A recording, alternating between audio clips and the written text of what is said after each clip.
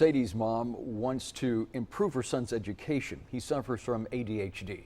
She claims that her son's school is causing him stress instead of helping with his growth and development.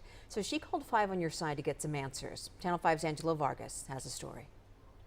Attention deficit hyperactivity disorder, or ADHD, can impair your concentration, memory, motivation, and much more. These all can contribute to learning challenges in life and especially in the classroom. It can be tough growing up with ADHD. Sometimes whenever I get really mad, sometimes I don't harm anybody, but I just walk out of class because I don't want to do anything to anybody. I don't want to hurt anybody whenever I do it. I need 4 oranges. 10-year-old Christian Deanda demonstrates the size of the room where he stays in school. He counts the steps he took. 1, 2, 3, 4, 5, 6.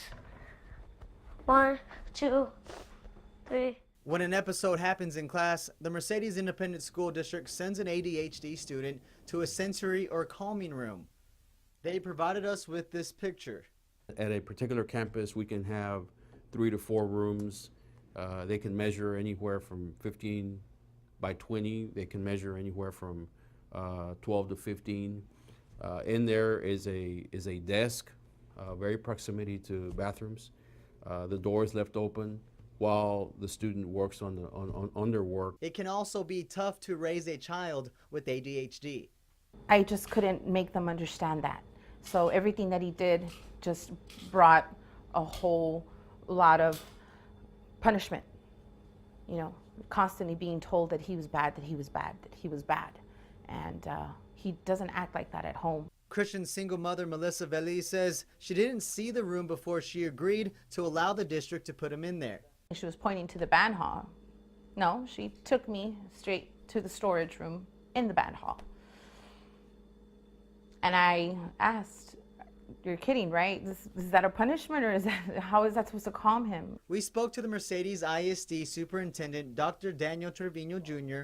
He says the sensory rooms are legal. So in order for the student to excel or to be successful academically, we may have to isolate them in the sensory room. They are supervised. They will do their work there. Each student, of course, it'll take a different time. Veliz explains this is not the first time a misunderstanding happened with the school district.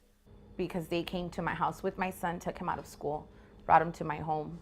Back in 2014, this is when everything started. Veliz filed and won a grievance against the school district. She says the school district produced inaccurate documents that stated she allowed her son to be withdrawn from school. Asking parent signature, this is where my signature should have been if I was the one requesting for my son to be withdrawn. She says the district called Child Protective Services and the case was ruled out in her favor. Now Veliz hopes the doctor's note will allow her son to be excused from using the calming/sensory rooms. What I want to see done is just justice. My son should be treated right. For them to maybe get some type of training as to when they should call CPS on a family, how to treat a child, or other alternatives. Maybe they need more programs. Trevino says they work with all forms of notices from a physician. Absolutely, we'll cooperate, as I mentioned, with any medical doctor, any psychiatrist, on their recommendations. Veli says as a parent, you know when something is wrong with your child.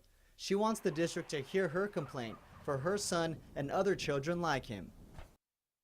Superintendent Trevino tells us the district serves over 500 students in special education, and 5% of those students have ADHD. In the Channel 5 News studio, Angela Vargas, Channel 5 News at 10.